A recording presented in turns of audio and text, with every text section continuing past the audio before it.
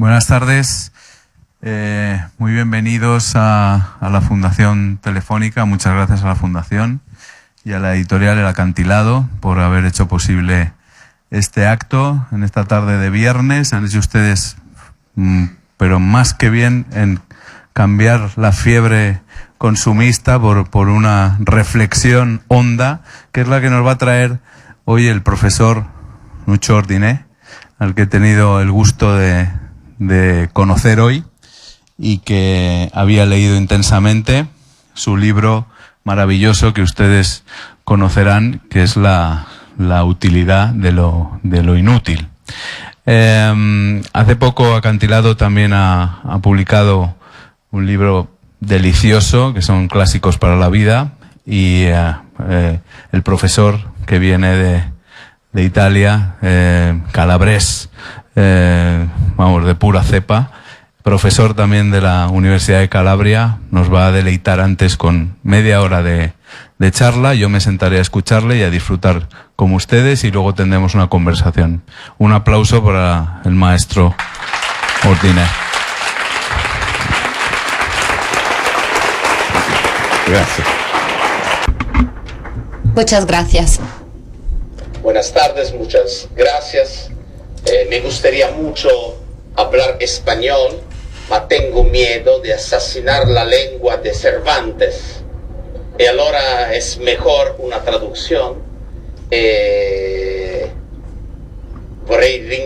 Quisiera dar las gracias de todo corazón a la Fundación Telefónica por su invitación a este lugar maravilloso, y también quisiera dar las gracias a la editorial Acantilado por haber publicado mis libros. Sobre todo quisiera dar las gracias a Jordi Bayó, que es mi traductor, que ha traducido de una manera admirable la utilidad del inútil y clásicos para la vida. Quisiera hacer una breve presentación esta noche, antes de pasar al debate con el amigo que me va a plantear algunas preguntas, porque quisiera tocar algunos temas que me interesan mucho y que están presentes en mi libro. Hoy en día los clásicos tienen una vida muy dura. Tienen una vida muy dura en las escuelas, en las universidades. Tienen una vida difícil en el mundo editorial también. Yo no sé cómo es la situación en España. Unos amigos me dicen que pasa lo mismo que en Italia, pero en Italia muchas colecciones importantes de textos clásicos han tenido que cerrar, y aquellas colecciones o recoltas que existen todavía, mientras antes publicaban muchos libros cada año, ahora publican cada vez menos libros. Incluso la editoría escolar, yo cuando estudiaba en la universidad había 2 o 3 manuales de historia de la literatura. Hoy hay muchísimos manuales de historia de la literatura, muchísimas herramientas didácticas, resúmenes, antologías, pero los clásicos no se encuentran. Y lo más raro es que los estudiantes en la escuela, en la universidad, oyen hablar de cosas que nunca tocan con sus manos. Bueno, entonces es difícil que un estudiante pueda enamorarse del Quijote leyendo un manual de literatura española. Es difícil que un estudiante pueda enamorarse de Ovidio leyendo simplemente un manual de literatura latina o un resumen de Ovidio. Y lo mismo pasa con la música. Es difícil enamorarse de Bach sin escuchar la música de Bach, o en el caso de la pintura, es difícil enamorarse de Velázquez sin ver las meninas en el Prado. Lo que más me interesa hoy es entender por qué los clásicos, ya no se leen a los clásicos. Los clásicos no se leen porque la escuela y la universidad están mirando hacia otros objetivos, miran al mercado. Cuando yo planteo a mis estudiantes la pregunta, ¿por qué no se leen los clásicos? A veces mis estudiantes me contestan, profesor, no se leen los clásicos porque son aburridos. Y yo les digo, pero no es verdad. Son aburridos los profesores que no saben enseñar los clásicos. Los clásicos son extremadamente interesantes. Ahora está claro que el papel del docente que enseña es un papel muy importante. Todos nosotros lo hemos experimentado. A mí me entra la risa cuando oigo que algunos compañeros míos, otros profesores, me dicen, este estudiante tiene talento para la literatura, tiene el don para la física, como si nosotros tuviéramos el don de la filosofía y de la física en nuestro ADN. Es muy sencillo. Nosotros hemos amado aquellas disciplinas allí donde hemos tenido la suerte de encontrar los profesores que nos han enseñado bien esas disciplinas, porque siempre ha habido un profesor que nos ha hecho amar aquella disciplina, aquella asignatura. Ahora, los profesores no están en el centro de las inquietudes de los gobiernos, y eso por diferentes motivos. Hoy en día la escuela y la universidad atraviesan un momento de crisis muy profunda, y eso quiere decir que los recortes que se están haciendo para la educación en la escuela, en la universidad, son recortes terribles que disminuyen cada vez más los fondos para la educación pública. Y en una crisis tan grave como esa en Italia, por ejemplo, el dinero se gasta solo para comprar ordenadores, porque se piensa que la escuela moderna es la escuela digital, la escuela donde cada estudiante puede tener su tablet, su ordenador, o una escuela donde hay una pizarra que está conectada con internet. Bien, esa es una locura. ¿Por qué? Porque lo primero que hay que hacer es entender que la buena escuela no la hacen los ordenadores, la buena escuela no la hacen las tablets, la buena escuela no la hacen los directores que son managers, la buena escuela la hacen solo los buenos profesores. Y hoy para la formación de los profesores no se gasta dinero. Hoy para la formación de los profesores no hay una atención. Y eso explica por qué la escuela está en crisis, la universidad está en crisis. Yo voy a volver a tratar este tema. Las dos figuras centrales que deberían estar en el sistema de la enseñanza deberían ser los estudiantes y el profesor. Pero hoy la vida de un profesor es la vida de un burócrata, porque en la escuela y en la universidad piden a los profesores no que se preparen para dar unas clases interesantes o estudiar para que sean más cultos, sino que rellenen formularios o estar todo el día haciendo trámites burocráticos. Y es por ese motivo que la escuela y la universidad, que se han convertido en unas empresas, bajan su nivel cada vez más. Y cada año, para que se entienda la importancia del papel del profesor, yo leo una carta muy conmovedora a mis estudiantes, y cada año cuando yo la leo y la vuelvo a leer, yo mismo me conmuevo.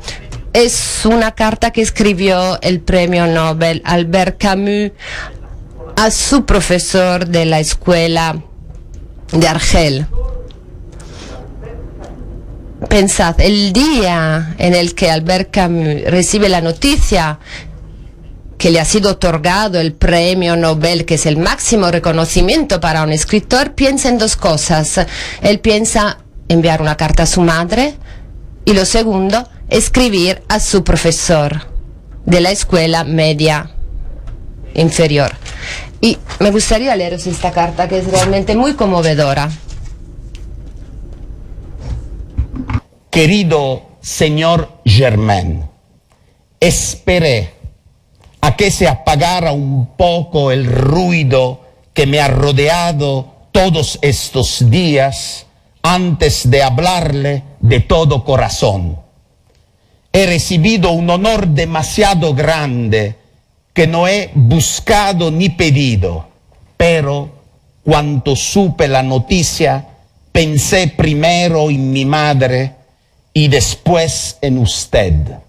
Sin usted, sin la mano afectuosa que tendió al niño pobre que era yo, sin su enseñanza y su ejemplo, no hubiese sucedido nada de todo esto. No es que dé demasiada importancia a un honor de este tipo, pero ofrece por lo menos la oportunidad de decirle lo que usted ha sido y sigue siendo para mí, y de corroborarle que sus esfuerzos, su trabajo y el corazón generoso que usted puso en ello continúan siempre vivos en uno de sus pequeños escolares, que, pese a los años, no ha dejado de ser su alumno agradecido. Lo abrazo con todas mis fuerzas. Yo pienso que una carta de este tipo, además de ser el reconocimiento, la recompensa más grande para un profesor, es una carta que nos ayuda a entender la autenticidad de la enseñanza. El verdadero profesor es el profesor que es capaz de cambiar la vida de sus estudiantes. Si un profesor no cambia la vida de sus estudiantes, no es un buen profesor. Bien, hoy lo que nos tenemos que preguntar, este tipo de escuela, este tipo de universidad, ¿permite a los profesores cambiar la vida de los estudiantes? La respuesta es no. ¿Y por qué es no? Es no porque hoy en día las escuelas y las universidades se han convertido en empresas, están proyectadas cada vez más hacia el mercado. La tarea, la misión de la escuela es la de vender títulos. ¿Y quién compra los títulos? Son los estudiantes clientes que compran los títulos. ¿Y por qué lo hacen? Porque piensan que uno va a la escuela para aprender un oficio y después de haber aprendido un oficio entra en el mercado para ganar dinero gracias al título que han conseguido. Bien, la idea que la educación en la escuela tenga que servir solo y exclusivamente para llegar a tener un oficio es una idea que destruye la idea de universidad, de escuela y de enseñanza.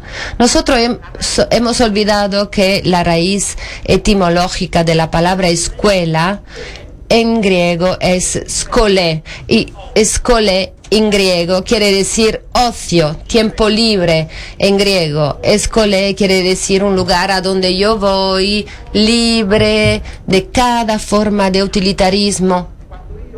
Y cada año, cuando yo doy clases en el primer año de la universidad, le pregunto a mis estudiantes, ¿por qué estáis aquí? Y los estudiantes se sorprenden porque le planteo esta pregunta, porque normalmente nadie se lo pregunta, pero claro, estamos aquí porque tenemos que licenciarnos. Bueno, si yo hoy tuviera que identificar la misión principal de un profesor, es justamente hacer entender a los profesores que no se va a la escuela para conseguir un título. Uno no se matricula en la universidad para conseguir una licenciatura. La escuela, la universidad son aquellos lugares a donde tenemos que ir para mejorarnos, para aprender, para entender que la cultura es una forma que puede ayudarnos a convertirnos en mujeres y hombres libres. Mujeres y hombres capaces de decir no, ciudadanos con sentido crítico. Y todo eso hoy no ocurre. Las escuelas deberían ser el lugar de resistencia a la lógica del mercado, mientras que pasa todo lo contrario, se doblegan al mercado. Yo quisiera hacer un ejemplo banal. ¿Queréis saber cuáles son las dos primeras palabras que aprenden los estudiantes cuando se apuntan a la universidad? Créditos y deudas. Y es muy sorprendente que en el mundo de la universidad, después de la reforma de Bolonia, hemos tenido que hemos cogido del mundo de la economía y hemos importado en el mundo de la instrucción y la enseñanza, que debería resistir a la lógica utilitarista del mundo de la economía. Pues el lenguaje nunca es neutro. Siempre nos transmite algo, y si se utilizan estas palabras, esto quiere decir que la escuela y la universidad, la lógica de la escuela y de la universidad van hacia el mercado. Entonces, los profesores deberían transmitir a los estudiantes que lo que cuenta realmente no es el título, sino la experiencia que nosotros hacemos a lo largo del tiempo, de los años de la enseñanza y de estudio. Yo a mis estudiantes les leo siempre una poesía muy bonita de un poeta griego, Constantino Cavafis, que se llama Ítaca. Es la historia de un mito, el mito de Ulises. ¿Y qué nos dice Constantino Cavafis? Cuidado. Lo más importante de un viaje nunca es el destino, sino el recorrido que hacemos para llegar a Ítaca. No es la licenciatura lo más importante, sino la lectura de los clásicos. Lo más importante es encontrarse con los profesores, encontrarse con los amigos, con los estudiantes, los debates que surgen, el recorrido libre del utilitarismo, de la necesidad de llegar a un objetivo. Me gustaría leer estos versos de Cavafis, que son muy bonitos, muy conmovedores.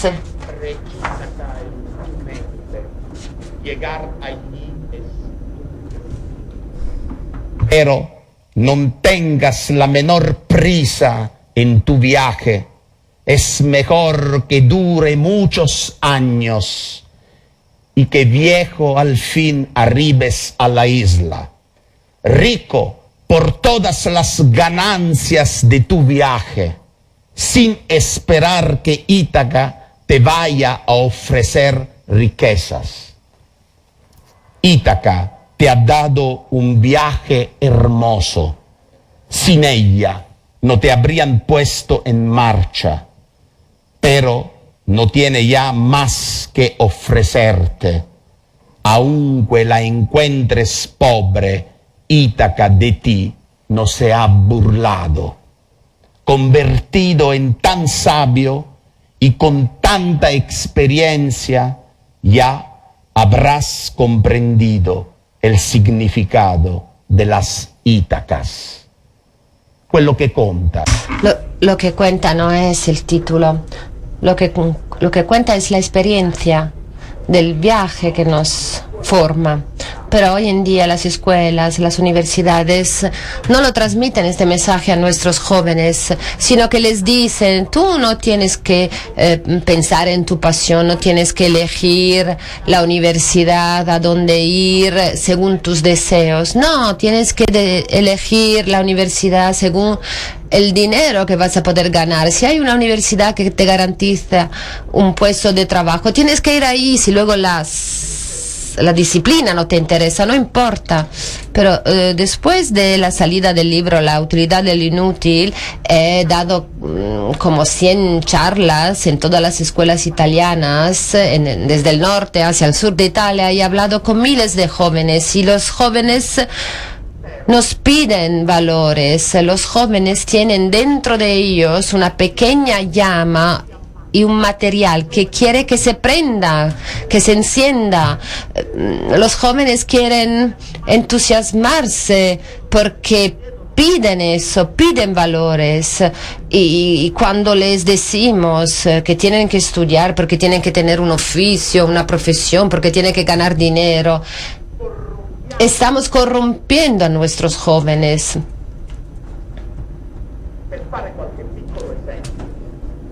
Y algunos ejemplos de la importancia de los clásicos y de cómo los clásicos nos pueden hablar del presente y cómo el trabajo de un profesor es un trabajo muy importante, porque, vuelvo a decir, hoy las universidades y las escuelas no piden a los profesores que preparen sus clases y entrar, ir a las aulas, entrar en las aulas, ir a las clases con pasión y entusiasmar a sus estudiantes. No, hoy los profesores son unos burócratas dentro de la escuela y de la universidad.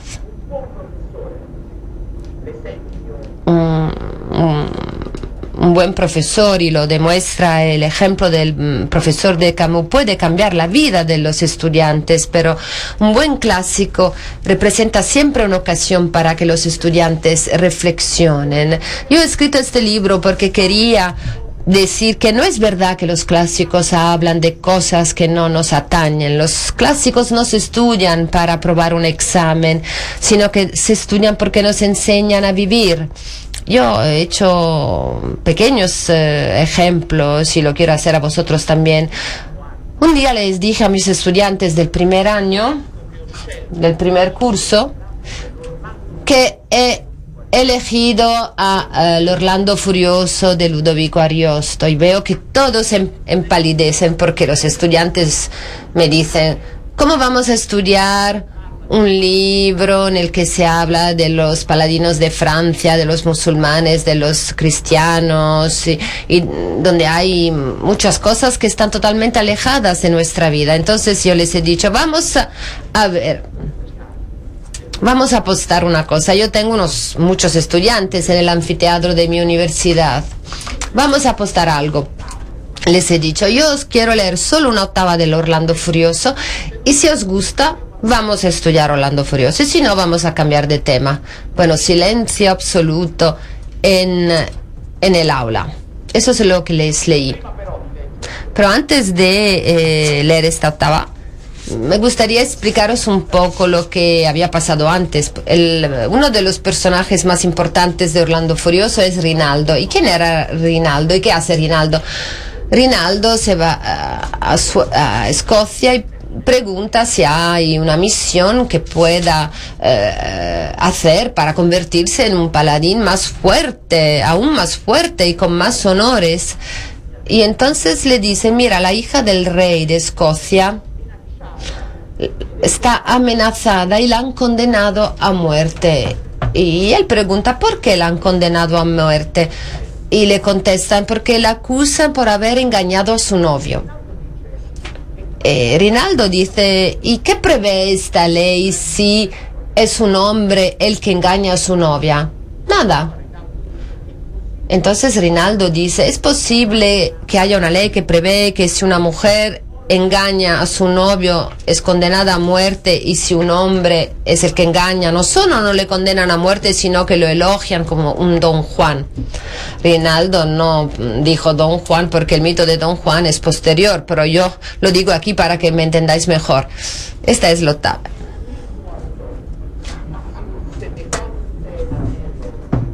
Uno y otro sexo incita y mueve hacia aquel dulce fin que el necio vulgo considera un gran hierro. ¿Por qué causa tiene castigo la mujer que ha amado a uno o a varios, cuando el hombre yace con cuantas se le antoja su apetito y merece alabanza y no castigo? Son palabras de 1516.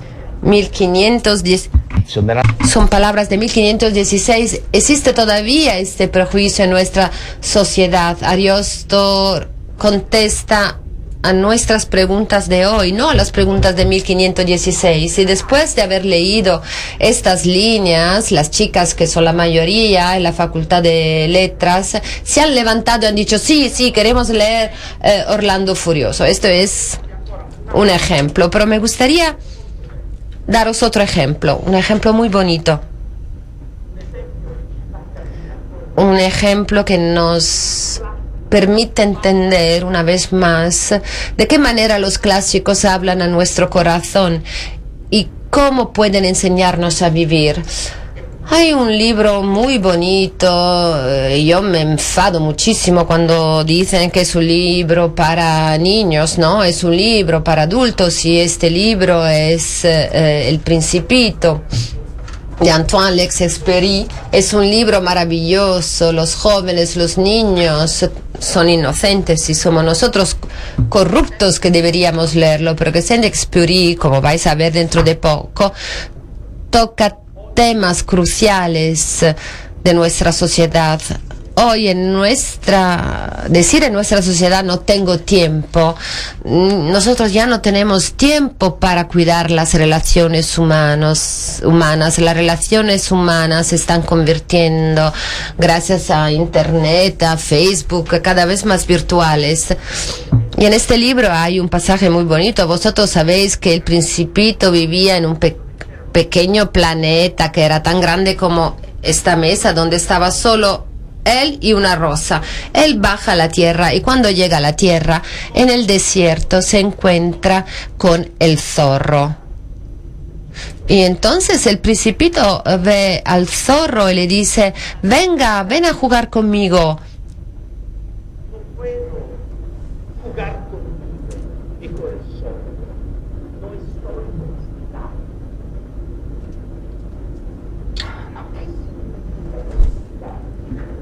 Principito, es una cosa demasiado olvidada, dijo el zorro. Significa crear lazos. ¿Crear lazos? Sí, dijo el zorro. Para mí, no eres todavía más que un muchachito semejante a 100.000 muchachitos. Y no te necesito. Y tú tampoco me necesitas. No soy para ti más que un zorro semejante a 100.000 zorros. Pero si me domesticas, tendremos necesidad el uno del otro. Serás para mí único en el mundo. Seré para ti único en el mundo. La semplicità. La sencillez, la fuerza de la literatura. La literatura en una página puede decir cosas muy profundas, puede hablar a nuestro corazón, puede hacer que nuestras almas, las cuerdas de nuestras almas vibran.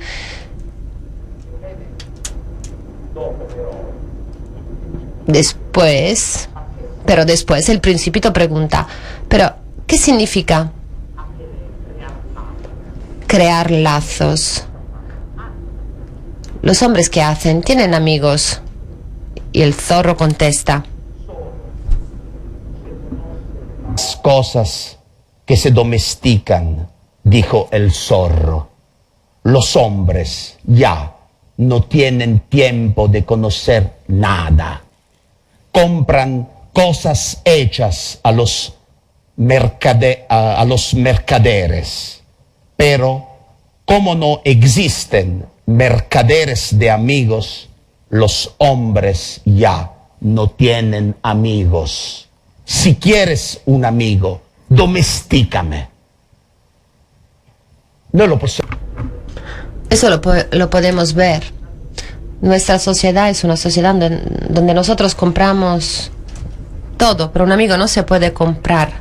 Se necesita tiempo, se necesita crear lazos. Y lo primero que pide el Principito, ¿qué quiere decir crear lazos? ¿Cómo se crean los lazos? Y el zorro le contesta, hacer? Dijo el Principito. Hay que ser paciente, respondió el zorro. Te sentarás al principio un poco lejos de mí, así, en la hierba. Te miraré de reojo y no dirás nada. La palabra es fuente de malentendidos. Pero cada día podrás sentarte un poco más cerca. Al día siguiente volvió el Principito. Hubiese sido mejor venir a la misma hora, dijo el zorro. Si vienes, por ejemplo, a las 4 de la tarde, comenzaré a ser feliz desde las 3. Cuanto más avance la hora, más feliz me sentiré. A las 4 me sentiré agitado e inquieto. Descubriré el precio de la felicidad. Pero si vienes a cualquier hora, nunca sabré a qué hora preparar mi corazón. Los ritos son necesarios. Los ritos son necesarios. Nosotros ya no dedicamos tiempo a los rituales, a los afectos.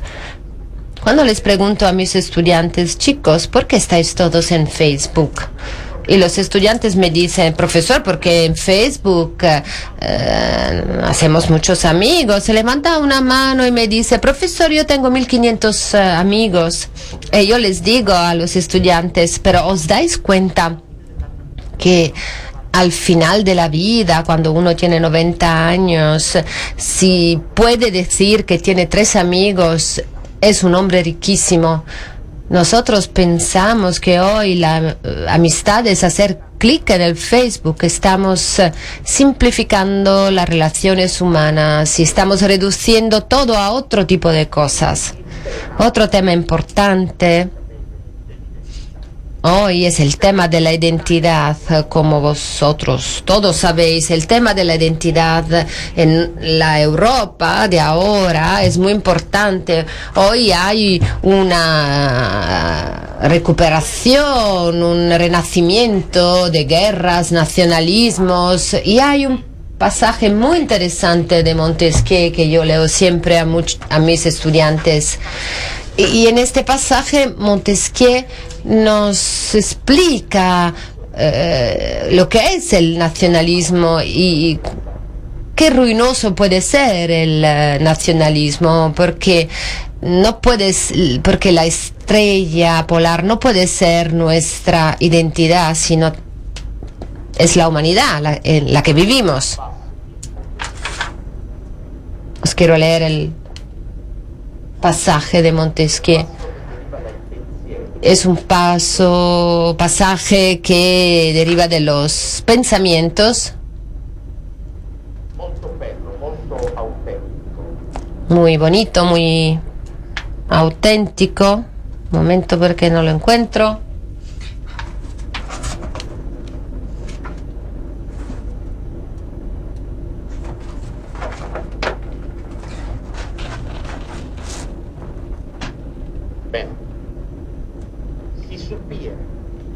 De alguna cosa que me fuese útil y que resultara perjudicial para mi familia, la expulsaría de mi mente. Si supiera de alguna cosa útil para mi familia, pero que no lo fuese para mi patria, trataría de olvidarla. Si supiera de alguna cosa útil para mi patria, pero perjudicial para Europa y para el género humano, la consideraría un crimen. 5 líneas cortas, pero que nos hacen entender todos los problemas que hoy en día tenemos en el presente y que nos ayudan a entender que el ser humano tiene el problema de reconocerse como una única entidad. Ya volveré a hablar de este tema. Pero quisiera hacer otro ejemplo antes de cerrar, que está vinculado con el tema del fanatismo y la identidad. Es un ejemplo muy interesante que yo hago siempre a mis estudiantes, porque cuando hablo de identidad, ¿en qué caracteres pensamos? En la lengua, en la religión, las características físicas o todos estos elementos. Y a eso se añade otra cuestión cuando hablamos de la identidad. ¿Cómo se relaciona la identidad con el tiempo? La identidad es estática, nuestra identidad es siempre la misma, o la identidad es algo dinámico que supone continuos cambios, continuos cambios. Entonces yo leo siempre un pasaje de Plutarco, y Plutarco habla del mito del barco de Teseo. Vosotros sabéis que Teseo es el gran héroe griego que sale desde Atenas para ir a Creta y matar el Minotauro. Creta le estaba pidiendo a Atenas un tributo en sangre, porque Atenas tenía que enviar jóvenes que tenían que morir. Teseo mata al Minotauro, vuelve, ha ganado, ha matado a Minotauro, y entonces el barco de Teseo se convierte en el mito de esta victoria. Pero con el paso del tiempo, algunas partes del barco en madera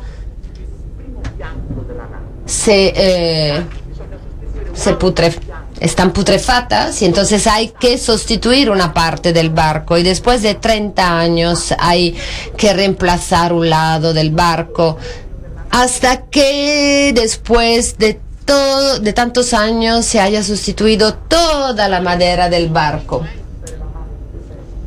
Y este barco sigue siendo el barco de Teseo, claro, porque el barco de Teseo es la idea que la identidad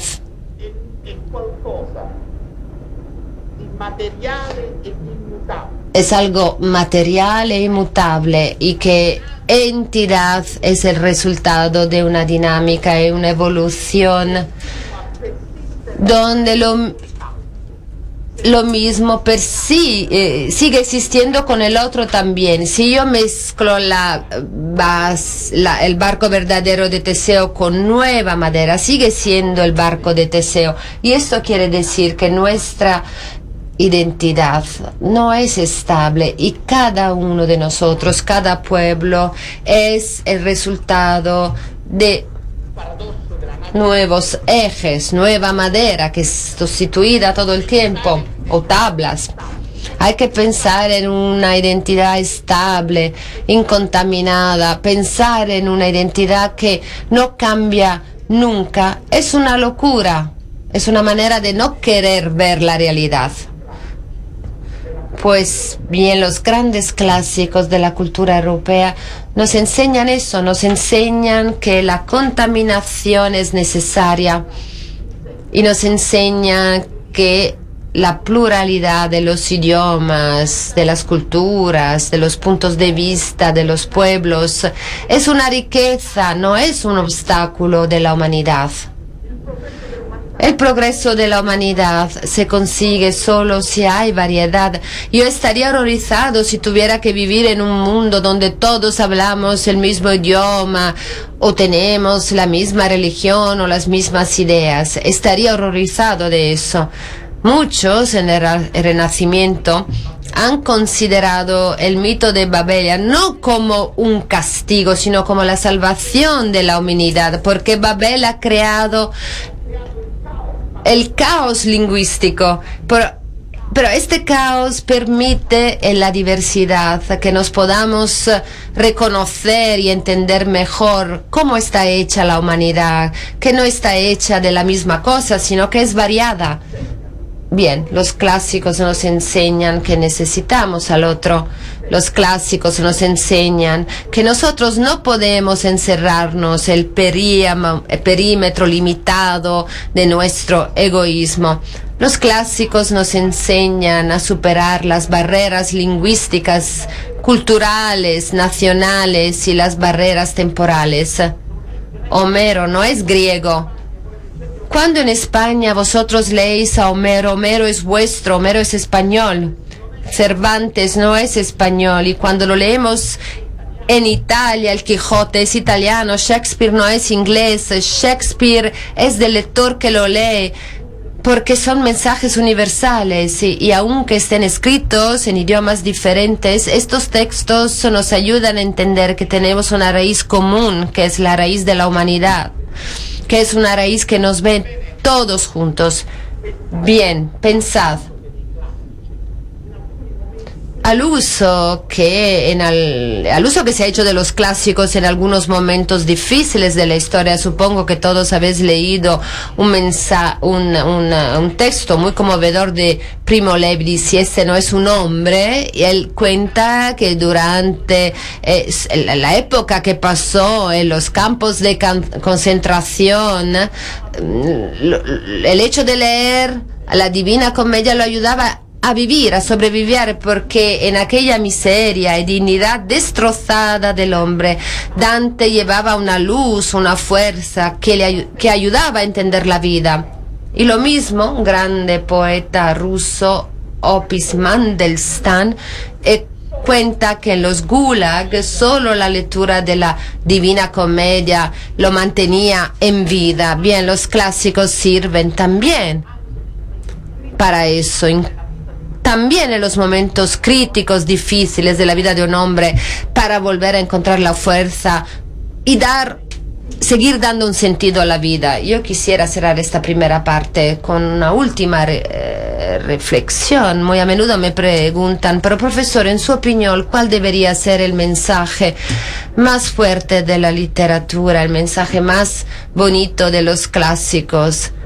Entonces yo pienso, si yo tuviera que elegir un mensaje, bueno, hay muchos, y os he dado muchos ejemplos, pero si tuviera que elegir uno, yo elegiría el mensaje de la solidaridad humana, de la generosidad.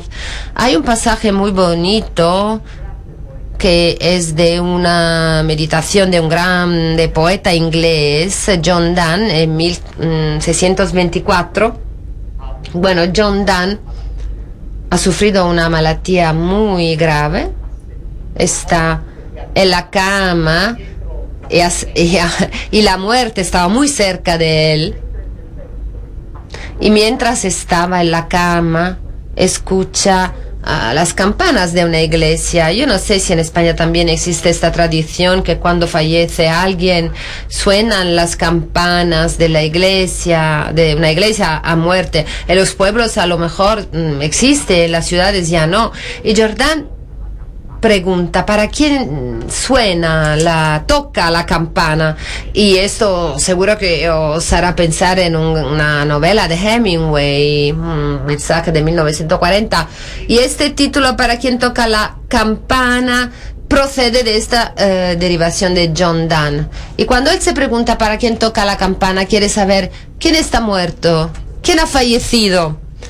Y él luego se dice a sí mismo, ¿pero qué estoy diciendo? Cuando toca una campana, toca para mí, porque cuando un hombre fallece, muere una parte de mí, porque nosotros, hombres, no somos islas, somos parte de un continente. Escuchad estas palabras.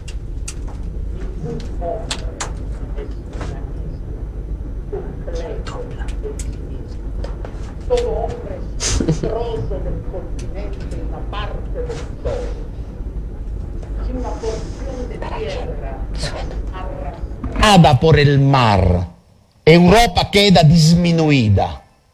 La muerte de cualquier hombre me empequeñece, pues formo parte de la humanidad. Por consiguiente, no envíes nunca a preguntar por quién doblan las campanas. Doblan por ti. Io penso che este pasaje no necesita ningún comentario. Es un comentario que llega directo al corazón y que nos ayuda a entender la importancia de reconocer al género humano como un género unido, y sobre todo para entender que nuestra vida no puede tener un sentido si nos encerramos en nuestros egoísmos, como nos quiere hacer creer la sociedad de hoy. No es verdad que tengo que ir detrás del dinero para poder ser un hombre digno, porque la dignidad de un hombre no está allí. La dignidad de un hombre no está en la cuenta bancaria, sino en el entender que nosotros somos una parte del todo y que solo las cosas que yo hago para los demás son las cosas que dan un sentido a mi vida. Es suficiente leer Guerras y Paz de Tolstoy o el Wilhelm Meister de Goethe o muchísimos libros donde los personajes con su vida, con sus experiencias, nos explican que cuando yo hago algo para los demás, en realidad la estoy haciendo para mí, porque estoy dando un sentido fuerte, profundo a mi vida. Entonces quisiera cerrar con una cita muy bella, la frase de un gran científico, Albert Einstein, que había recortado y lo había puesto en el muro de mi habitación en la universidad, y ha orientado, ha sido una guía para mi vida. Y esta frase dice que solo es digna de ser vivida la vida que se vive para los otros.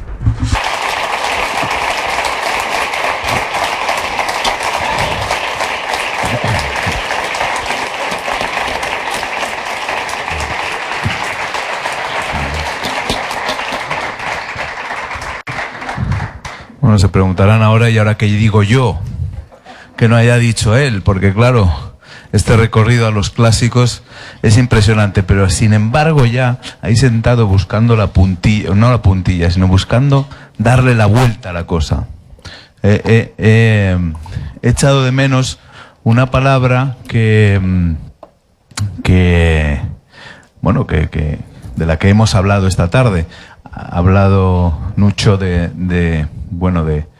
la necesidad de estudiar los clásicos, que los clásicos nos acompañen, que los clásicos invitan y refuerzan la solidaridad, pero hay una cosa de los clásicos que es la que a mí más me seduce quizá, y la que creo que es seductora de por sí para la gente que no se acerca a los clásicos, que es el placer. O sea, el placer, el disfrute. A mí me gusta, más que decir leer a los clásicos, disfrutar a los clásicos, porque, madre mía, cómo se pasa el tiempo, cómo se entra en una dimensión que no es de este mundo, que no es de este espacio-tiempo, que rompe el espacio del presente y que rompe el tiempo porque te quieres perder en su tiempo y en el tiempo, en esa eternidad que nos construyen. Qué placer nos produce eso, ¿no? ¿Mucho? Bene, questa è una buona... Pues sí, es una pregunta muy interesante que me permite además explicar la génesis de mi libro. El placer de la escucha y de la lectura. ¿Qué significa eso? Significa que yo no leo un libro porque tengo que aprobar un examen.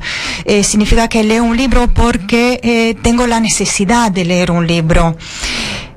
Para distinguir estos dos aspectos, y el libro es el resultado de esta experiencia. Yo cada año, durante 15 años, todos los lunes, le dedicaba un tiempo de media hora, con independencia del programa de enseñanza. En esa media hora yo cada lunes les leía a mis estudiantes un poema que nada tenía que ver con los clásicos o con el tema del examen.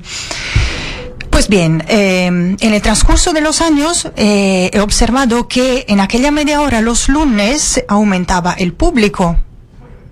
Y luego empecé a preguntar a los estudiantes si acudían estudiantes de física, de química. Y entonces hablando, pues les preguntaba, pero ¿cómo puede ser eso? Pues mira, mi novio estudia química y yo le he explicado que leemos poemas y él viene.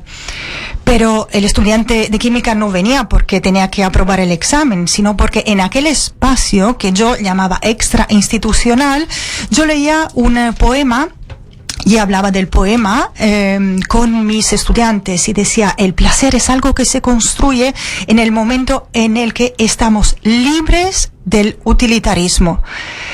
Y les pregunto a mis estudiantes, porque hoy en día es fácil hacerles entender eso a los jóvenes con la música. Yo les pregunto a los estudiantes, pues chicos, ¿cuál es el autor, el concierto, la banda de música que más os gusta? Y ellos me mencionan nombres, algunos ni siquiera me suenan.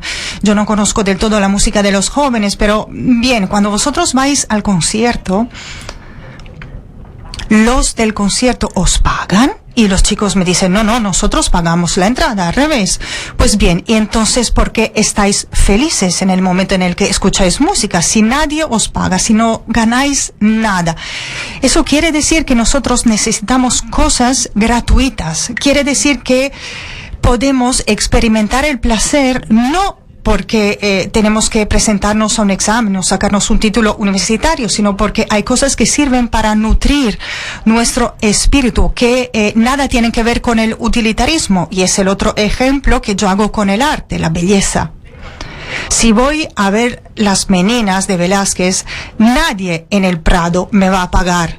Es más, a veces tengo que hacer la cola, tengo que pagar la entrada.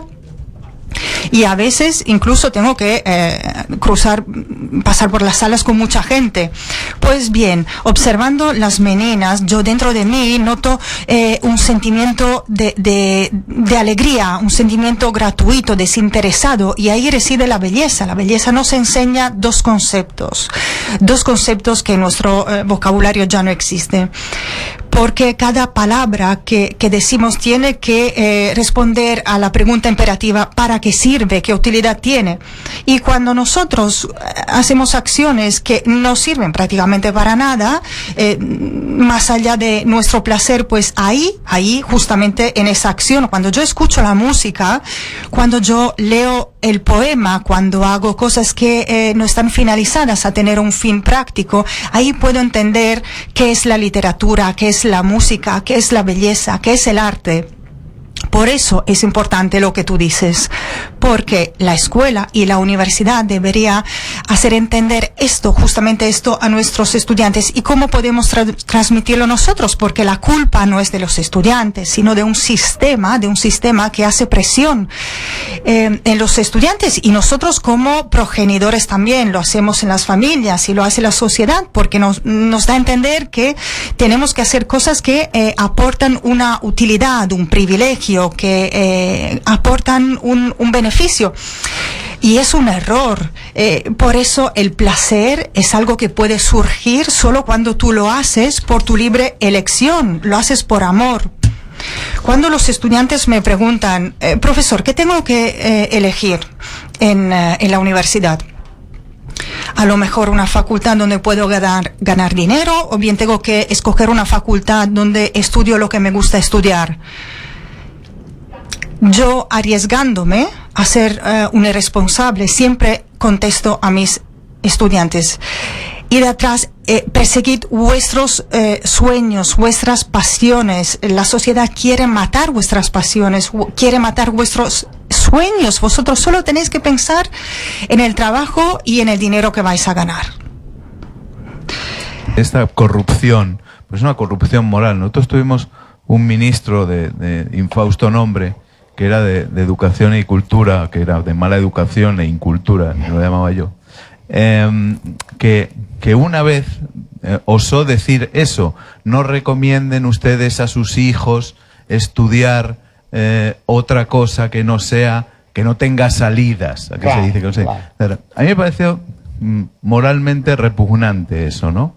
Pero también encuentras primero la barrera del sistema que te dice: estudien algo útil. La barrera de la familia, que también te dice: estudia algo útil. Y la barrera de los pobres chavales, que ya dicen: tengo que buscar una carrera con salidas. ¿Por qué?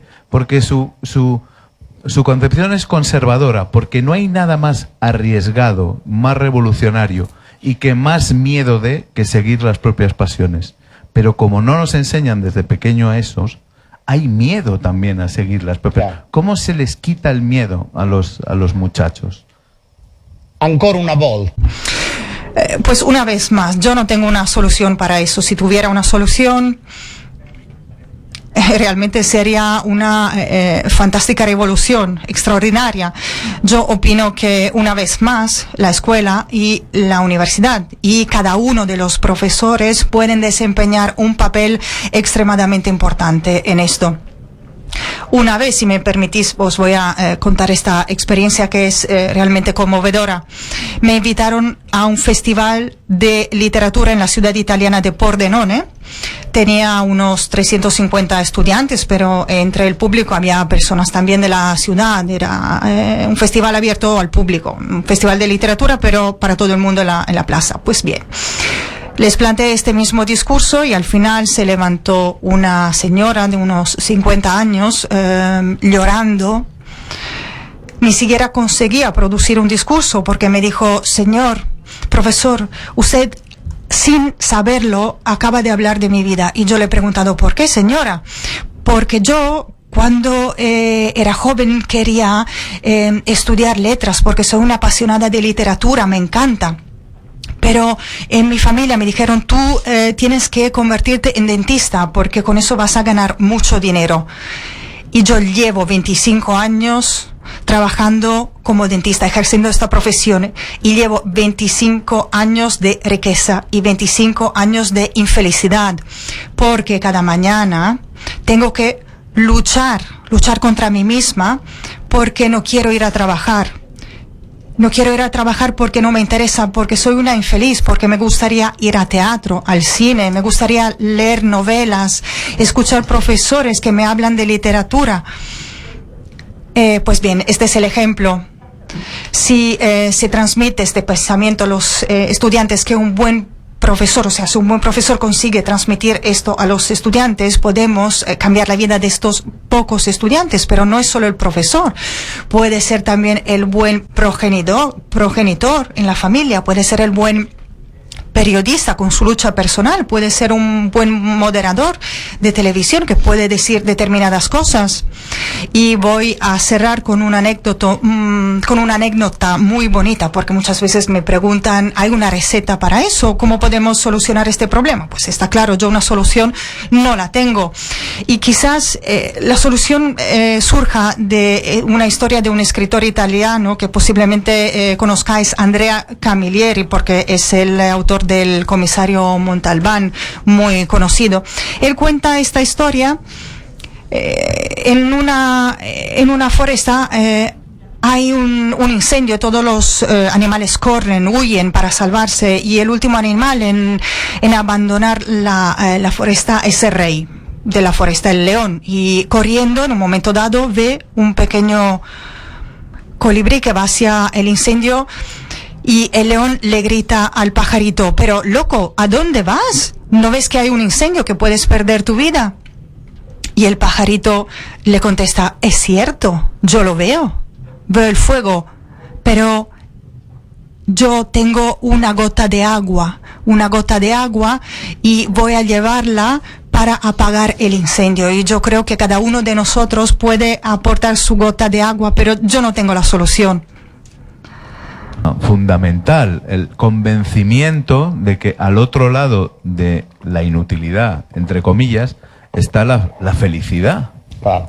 Y que al final, si es que hay fin, y si es que debemos considerar algo como un fin, cuando lo importante es la búsqueda,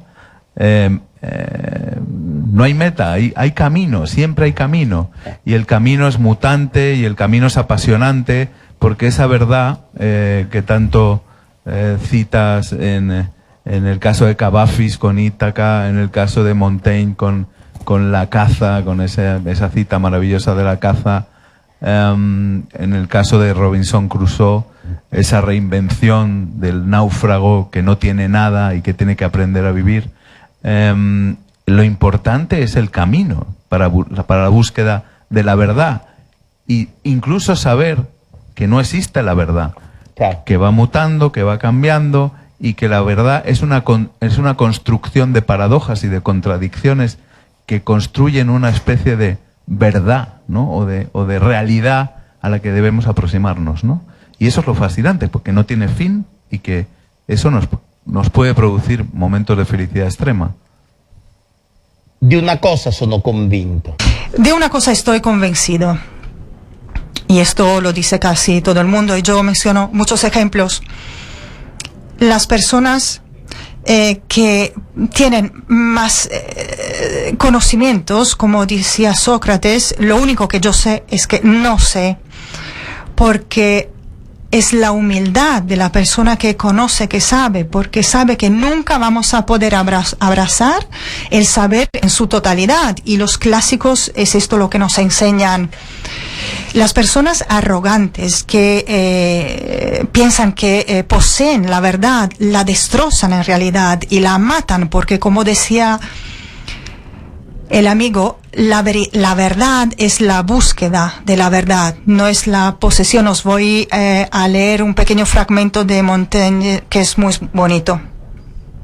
Propiamente de nuestra cuenta.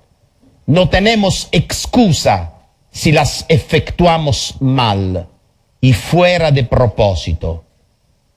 Fallar en la captura es otra cosa, porque hemos nacido para buscar la verdad. Poseerla corresponde a una potencia mayor. El mundo es solo una escuela de indagación. Lo importante no es quien llegará a la meta, sino quien efectuará las más bellas carreras. Yo lo digo siempre. Yo se lo digo siempre a los chicos, lo importante no es llegar los primeros, lo importante no es ganar el palio, lo importante es la forma, es la dignidad con la cual nosotros nos enfrentamos a la carrera. ¿Cuántas personas llegan las primeras, han hecho trampa? ¿Cuántas personas están dopadas entre las que llegan las primeras? Esto se observa en el deporte, pero quien ha llegado primero dopándose ha perdido. Porque, y Bruno lo dice lo mismo que dice Montaigne, lo importante es la dignidad de nuestro recorrido.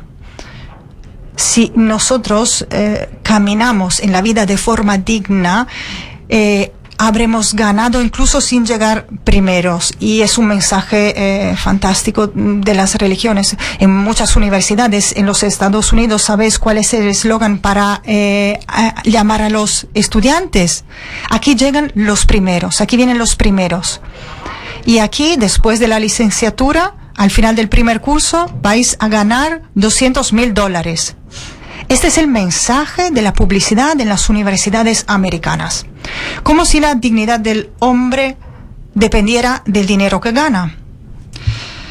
Buscadores, sino clientes, ¿no? Como muy bien dices en el libro. Pero el viaje es la clave de todo. El viaje es el Quijote, el viaje es Ulises, el viaje machadiano. O sea, el viaje es la búsqueda y la clave del secreto, ¿no? Esa también, esa salvación que muchos han encontrado en el Dante, se ha encontrado también en el Quijote, en los campos de concentración, en las prisiones, claro. En las que muchos encontraron el Quijote, una salvación, porque también es importante el ideal, no solo las metas, sino el estar un poco sublimado por una idea, ¿no? Convencido de lo imposible, ¿no? Eso también aporta felicidad al camino, ¿no? Non c'è dubbio.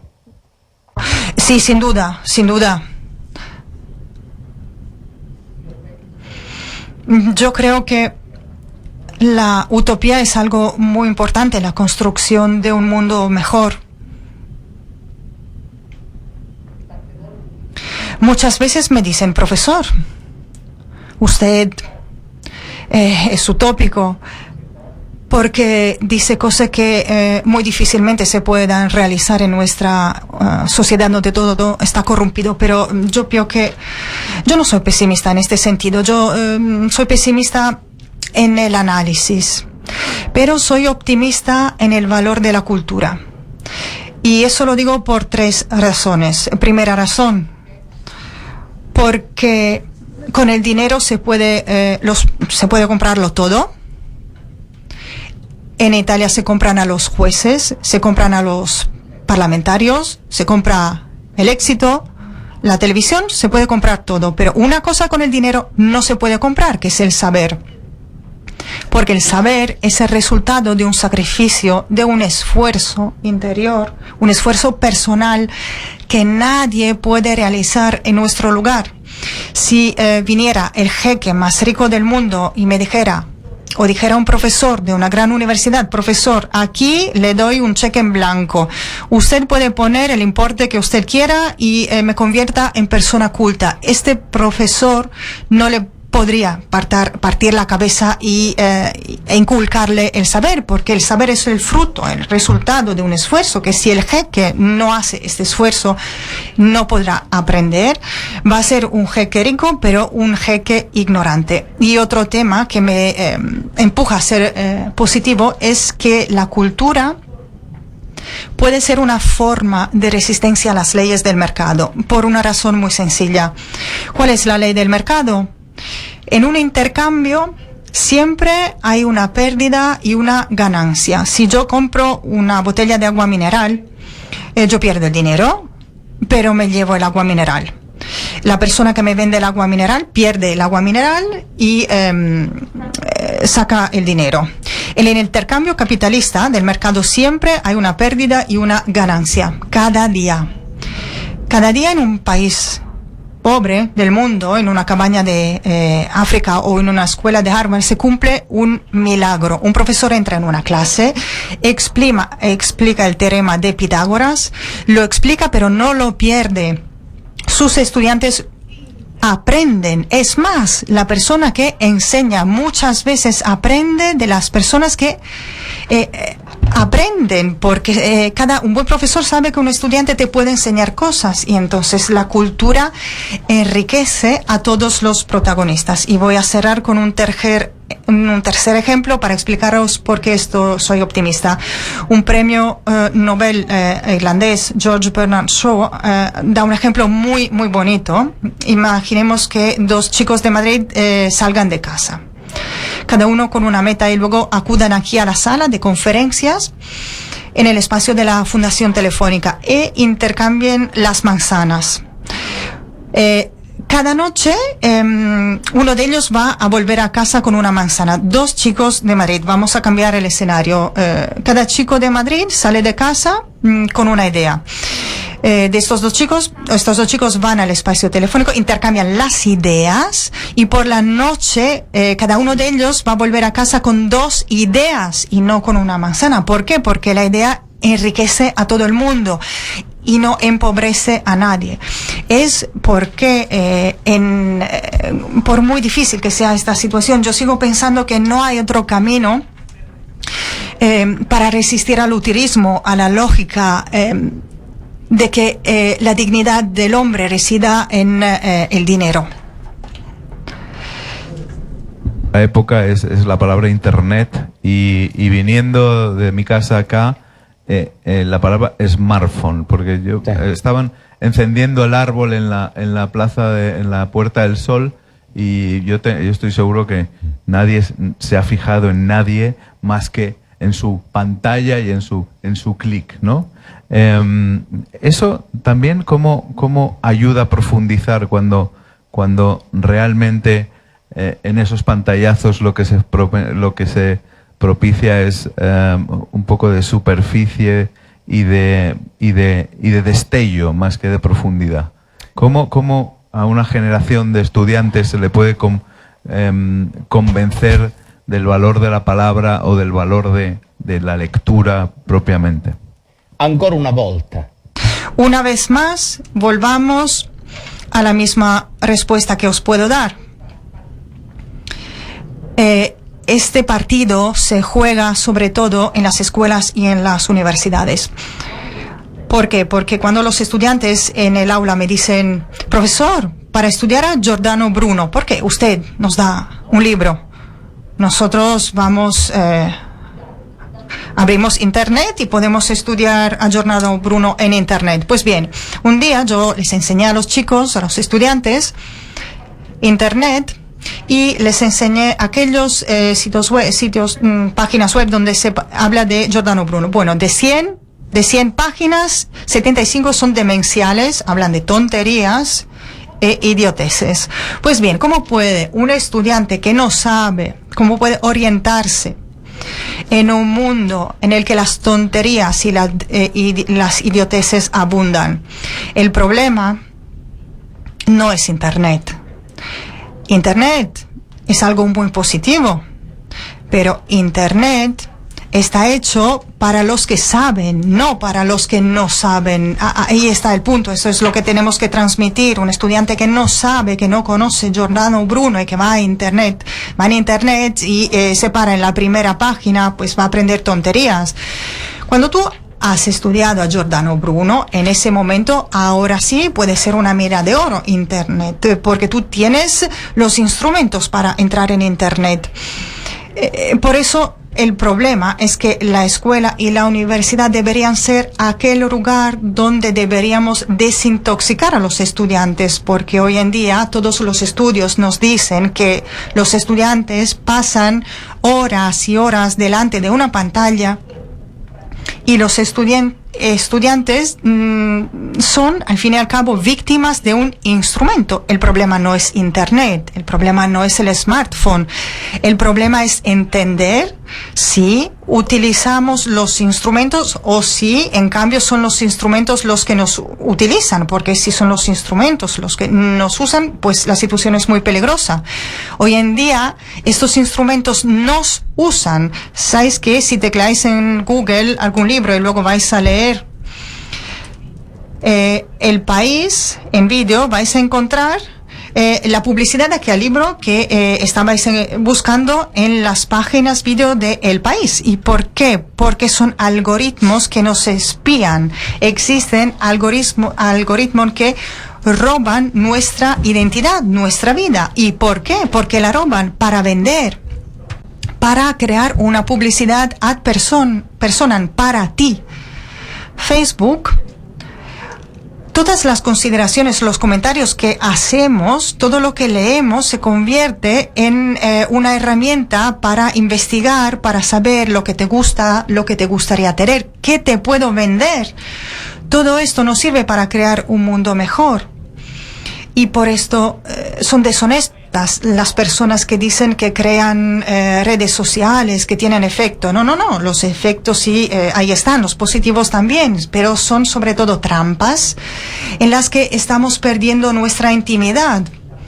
Nosotros, para los algoritmos somos consumidores que debemos ser espiados. Internet, Google, Facebook son el gran hermano de nuestra vida. Lo controlan todo lo que hacemos. Pues bien, tenemos que defendernos de eso. Una vez más, en Italia en este momento el Ministerio de Educación está discutiendo si autorizar en clase, en un instituto, los smartphones de los estudiantes. Y yo redacté un artículo violento en el Corriere de la Sera, porque es una locura. En el colegio, en el instituto, vamos a desintoxicar a los estudiantes. Si llevan 10 horas diarias en la pantalla, delante de la pantalla, vamos a dejarlos 10 horas sin pantalla. Yo, el primer día de clase, yo cojo mi móvil y lo apago. Y les digo a mis alumnos, chicos, tenéis que apagarlo. Y ellos empalidecen. Y levanta una mano, yo lo pongo en silencio. Y yo les pregunto, pero chicos, perdonad, pero ¿hay un cardiocirujano entre vosotros? Porque si hay un cardiocirujano entre vosotros que tiene que salvar una vida, pues por mí yo no me voy a enfadar. Pues nadie más levanta la mano. ¿Hay un bombero entre vosotros? Entonces pregunto, porque alguien que va a apagar un incendio es algo muy útil que puede salvar vidas humanas. Pues ningún bombero entre ellos. Y entonces yo les digo, pues chicos, ¿me vais a dar una única razón por la cual debéis tener el móvil en silencio? Y no tienen ninguna razón, ningún motivo, porque son víctimas, porque se ha creado ya una dependencia de este instrumento. Pues bien, ¿qué deberíamos hacer? Deberíamos desintoxicarlos en la escuela. Pero si la escuela y la universidad los intoxican, más aún, ¿quién los va a poder salvar? No vamos a tener esperanza de poder salvarnos. Por esta razón yo critico el hecho que aquel beneficio que tú puedes tener, sí, aquello existe, porque los estudios específicos no nos dicen que los instrumentos didácticos digitales utilizados en la escuela ayudan a los estudiantes a aprender mejor. En Inglaterra, donde hicieron una inversión muy grande, hay estudios a los que aún no saben contestar de qué manera estos instrumentos, después de 20 años, han ayudado a los estudiantes a estudiar mejor. Nadie sabe contestar. La única respuesta que se tiene es que las multinacionales se han enriquecido de una forma increíble. ¿Y por qué? Porque hoy la multinacional te vende aquel programa, hoy, noviembre 2017. Pero en junio 2018 ya estará fuera de uso, porque existirá el smartphone número 8 que ya no lee los datos del número 7. Porque tú, ¿qué tienes que hacer? Tienes que comprar cada vez más. Y se convierte en una hemorragia de dinero que enriquece solo a las multinacionales. Bien, es una locura. Deberíamos decir, la escuela debería ser el lugar con la universidad donde desintoxicamos a los estudiantes. Y desgraciadamente, cuando tú haces estos discursos, te llaman dinosaurio. Eres un dinosaurio. De aquí. Bueno, estamos en una empresa, es una fundación de una empresa tecnológica. Sì, lo so. Pero bueno, yo creo que... Ma io ho detto che non è lo strumento. No pasa nada, no pasa nada. Pero hay otra cosa, que es que esto de los cookies y de esas cosas que nos espían, es verdad, que para que compres. El mundo, una de las claves del mundo de hoy es la desigualdad. No tenemos tanto dinero para comprar todo lo que creen que nos gusta, y les estamos engañando de alguna manera. Lo que pasa es que nos crea una ansiedad y una que de verdad que es muy cansino, ¿eh? Es cansino este mundo. Es decir, hay que parar, relajarse, decirles, no nos gustan en realidad estas cosas, no las necesitamos, pero bueno, se os hace ilusión tomarnos el pelo. Il problema è che se noi facciamo del tutto per costruire dei consumatori, è normale che poi il consumatore non può vivere senza consumare. Questa è una come dire, constatazione banale. Chiaramente oggi ci sono studi anche sulla felicità che ci fanno capire come la felicità che deriva dal comprare un prodotto è una felicità illusoria e momentanea. Perché? Perché se io compro come si chiama, lo smartphone 2 e sono contento, dopo 3 mesi sarò scontento perché è uscito lo smartphone 3 e io avrò il 2, e quella contentezza è durata 3 mesi perché è effimera. E questa storia non finirà mai, perché non è che arriveremo allo smartphone 2021 e ci fermiamo. No, ci sarà lo smartphone 29.444. Cioè il problema sarà che questo è sempre una maniera di incitarci a comprare. Ma ragioniamo su una cosa. Io adesso vedo molti giovani, però vedo anche persone un po' della mia età, no? Cioè io mi ricordo un televisore quando io ero ragazzo durava 20 anni. Cioè oggi un televisore dura 3 anni, dopodiché lo devi riparare, e quello che costa ripararlo è meglio comprarti il nuovo mettendoci altri 200 euro in più. Cioè questo è il tema, che tutto, la lavatrice, il frigorifero, è la stessa cosa, tutto è fatto per finire e durare poco.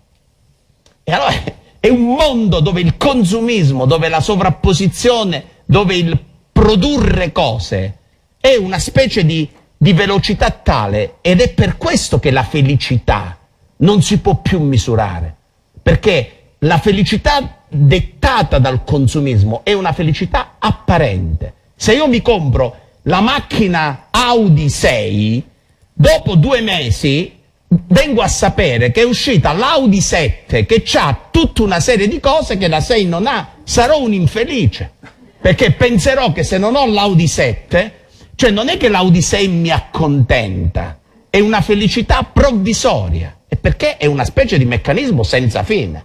E come porre fine a questo? Io non so, cioè, però io penso che noi dovremmo riflettere criticamente su queste cose. Bueno, frenando, no dejándonos llevar. Problemas. Ay. Nos va la vida en ello, con lo bonito que es leer un poema, un libro suyo, con lo bonito que es, bueno, dar un paseo, ¿no? Claro. Pero bueno, yo creo que estos señores tienen tantas ganas de preguntarle, porque además no se ha ido nadie, es una cosa milagrosa. Ya le digo, fuera, ya os digo, fuera está locura del Black Friday, todos con sus smartphones ahí de manera ridícula en esta nueva costumbre consumista, y nosotros estamos aquí sin gastarnos un duro y escuchando al señor Ordine que nos está envolviendo. Yo siempre envidio tanto a los italianos porque... No è il mio fascino, è il fascino di Telefonica. No es mi encanto, es el encanto de Telefónica. ¿No? Hemos hablado de la felicidad, hemos hablado de la pasión. Claro, comen tanto hidrato de carbono que lo tienen que quemar. Pero... y no engordan, es fantástico. Bueno, ¿quién quiere preguntar? Allí, al fondo. Bueno.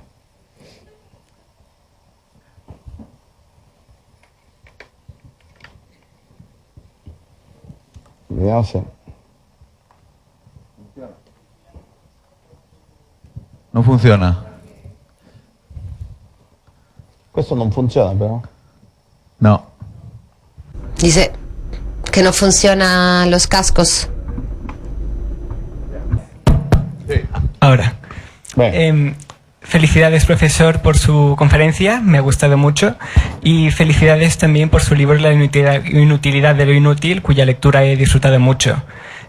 Yo querría plantearle una pregunta respecto a su visión de la literatura, y es que yo he observado que aquello que usted en su mensaje le otorga a la literatura un papel profundamente positivo, y a la cultura humanista en general, una visión muy ilustrada, digamos, casi como una panacea, querría decir. La literatura sería algo que debería hacernos altruistas, que debería hacernos valorar la diversidad, ver el mundo por otras lentes.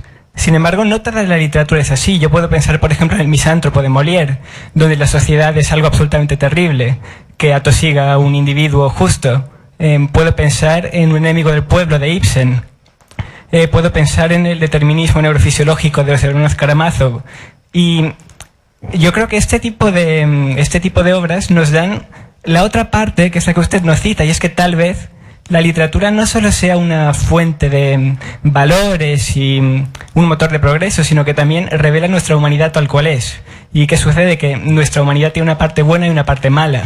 Y yo querría preguntarle, ¿cómo podemos, sin caer en una utopía que nos haga proponernos unas metas que nunca alcanzaremos, proseguir con este proyecto ilustrado, pero sin olvidar la parte mala? ¿Qué hay de la parte mala? ¿Cómo podemos lidiar con ella? Porque no podemos solo ocultarla y hacer que no existe, ver solo valores positivos. Molte grazie per questo.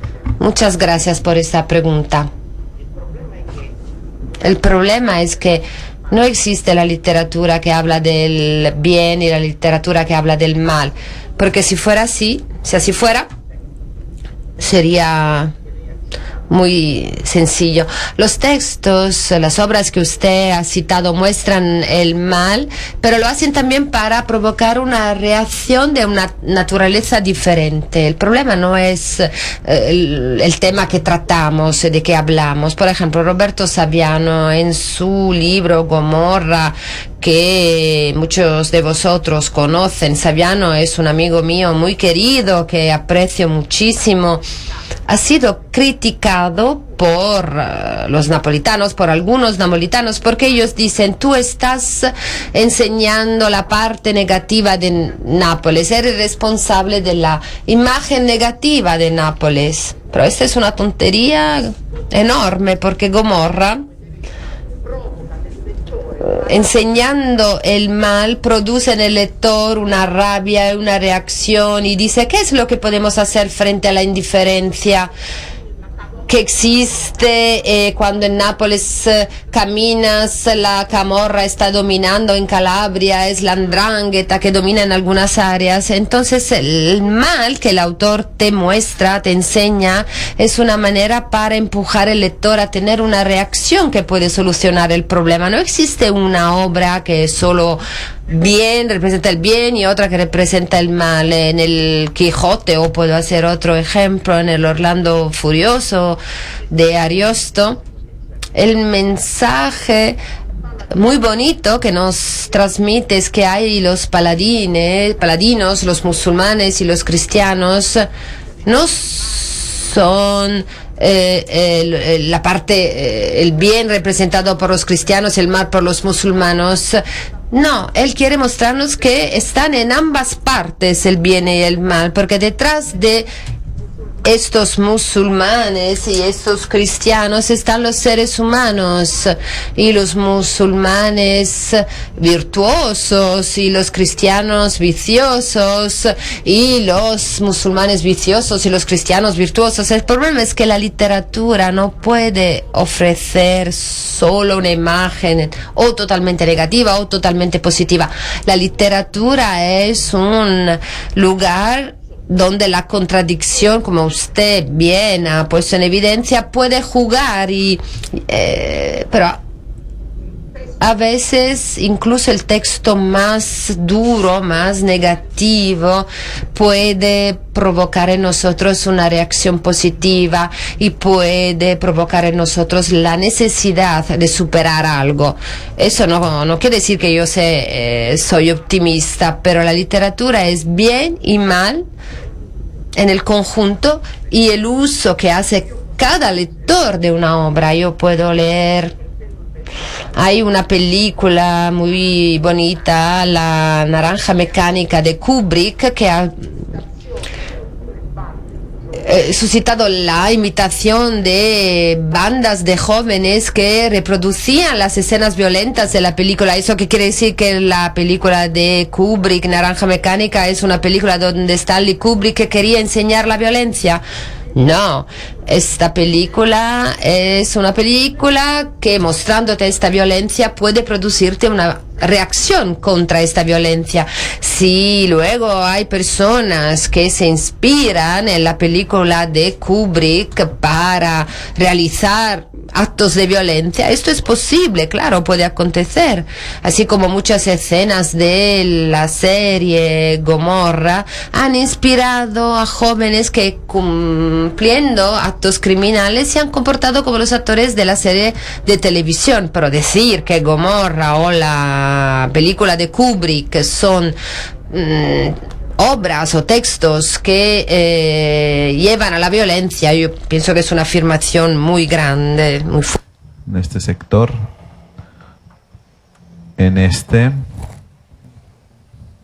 aquí hay varias, dos. Aquí adelante.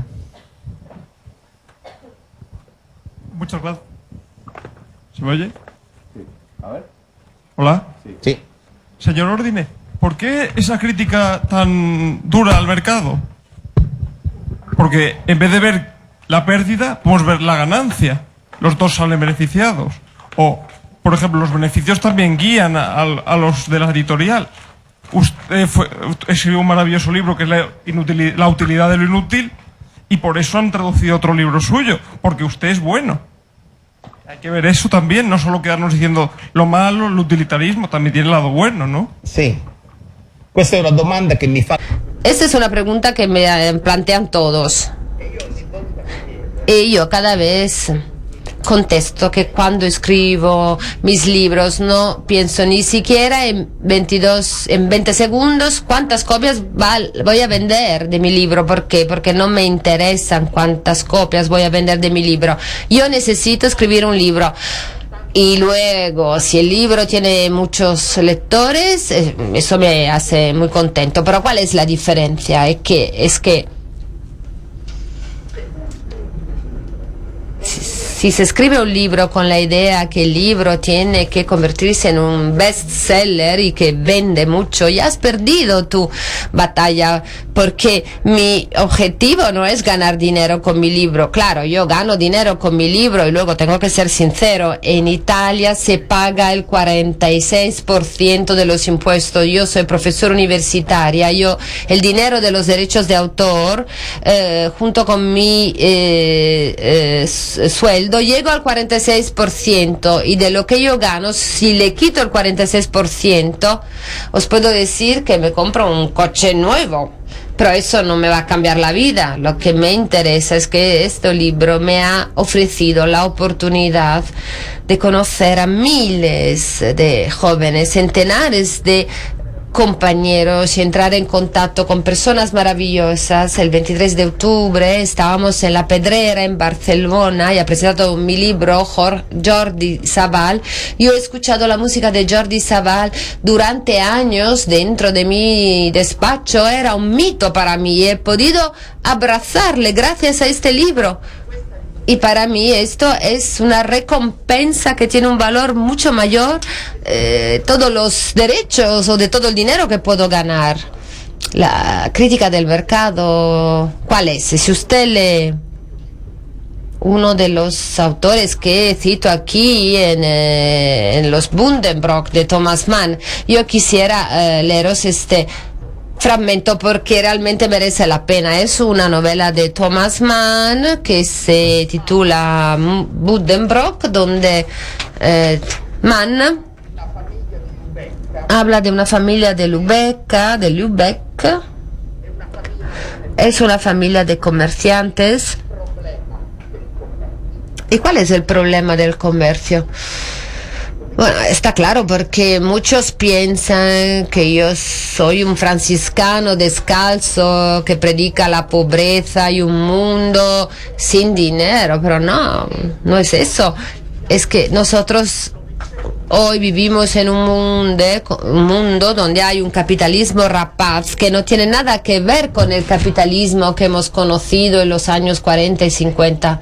En los Buddenbrook, Thomas Mann habla de esta familia de comerciantes y ¿qué dice Mann? Es una familia honesta, una familia que ha trabajado toda la vida en el comercio y que tenido siempre un comportamiento ético, y el día del centenario la hermana le regala a su hermano el lema de la familia. ¿Sabéis cuál es el lema de la familia Buddenbrook?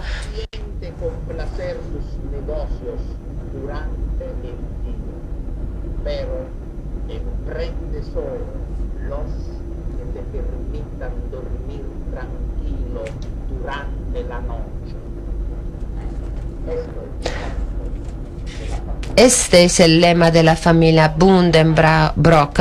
Hoy, ¿cuántos directivos pueden dormir tranquilos después de los negocios que hacen en Italia? Han fracasado 4 bancos, y los bancos no han fracasado porque han sido atracadas por alguien, y no porque los clientes del banco no pagaban las hipotecas de las casas que se habían comprado. No, han fracasado porque los directores de los bancos han robado el dinero de los bancos, han comprado bancos falsos, han movido el el dinero gracias a operaciones financieras y llevándolo a paraísos fiscales. Esto es lo que vemos hoy en día. Y cuando me dicen, estuve hace poco en Brasil en un instituto de estudios económicos y alguien me ha dicho, profesor, pero ¿no ve cómo hoy las multinacionales son filantrópicas? Bill Gates gasta millones de euros para África y para otras cosas. Bueno, yo le digo a Bill Gates, sería muy bueno si antes de gastar el dinero para África que pagara los impuestos su empresa, porque Amazon, Google, Apple no pagan impuestos en Europa y esto es un escándalo enorme. Y lo es porque todos nosotros pagamos cantidades de dinero enormes. Yo pago la mitad de lo que gano al Estado. Yo soy feliz de pagar los impuestos porque es justo, porque sirven o deberían servirnos a proteger a los más débiles, pero luego no lo hacen así, no lo gastan así este dinero. Eso es el drama. Pero la filantropía hecha con millones de euros ganada en años, ¿cómo se pueden ganar 490 mil millones de dólares? Pero es imposible. ¿Cómo se pueden ganar todo ese dinero en una vida? Yo no puedo ganar ni la mínima parte, la milésima parte de esto. Si Google pagara los impuestos, Amazon pagara los impuestos, estos managers tendrían menos dinero, serían menos filántropos. Es una filantropía ficticia, falsa. Porque es una filantropía donde yo cojo de un lado y hago como si estuviera dando del otro. Y ya vamos a ir acabando. Buenas tardes, profesor. Aquí. Buenas tardes, profesor. El libro que ha escrito lo ha hecho con la intención de advertir, o ya es a lo mejor ya demasiado tarde, y lo que cuenta ahí simplemente es el canto del cisne antes de morir.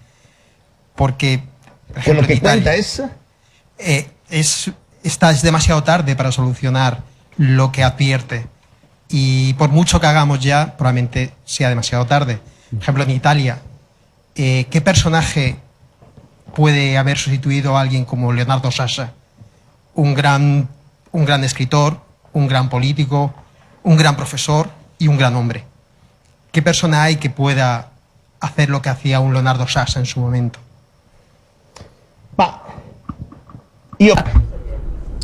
Bueno, yo pienso que si nosotros decimos ya no hay nada que hacer, es una postura que yo personalmente no puedo aceptar, porque pienso que hay mucho por hacer. Hay mucho por hacer, y el cuento, lo que he dicho antes de Camilleri, es justamente la esperanza que cada uno de nosotros pueda hacer una pequeña revolución en su vida, empezando con su puesto de trabajo, siendo madre de familia o padre de familia, con nuestras acciones. Yo lo que he aprendido, lo he aprendido leyendo también a algunos filósofos que han sido determinantes en mi formación, es que hoy el drama que vivimos es esta separación entre lo que pienso y lo que hago, lo que soy todos los días. Bueno, entonces yo pienso que si nosotros fuéramos coherentes, si viviéramos la vida en sintonía con lo que pensamos, muchas cosas cambiarían. Por lo tanto, yo no soy pesimista, yo soy optimista, porque estoy convencido que un buen profesor puede cambiar la vida de 10 estudiantes al año, que un buen periodista puede cambiar la vida de 20 lectores. Si se multiplican todas las actividades de las pequeñas cosas que hacemos, yo creo que algo puede cambiar, pero yo no me resigno y no digo que hemos perdido. Y en cualquier caso, si se gana o se pierde, no importa. Yo no puedo vivir mi vida de una forma diferente de como la vivo, de otra forma. Tiene que irse a su casa, tiene que dormir, tiene que cenar bien, tiene que pasar el fin de semana. Abbiamo approfittato troppo della pazienza. Pero ha sido aprovechado demasiado de su fascinante todo lo que aquí se ha tratado. Muchísimas gracias a ustedes por la atención perpetua sin pestañear, y muchísimas gracias a ti, maestro, por esta grandísima lección, esta gran sesión, esta pasión, este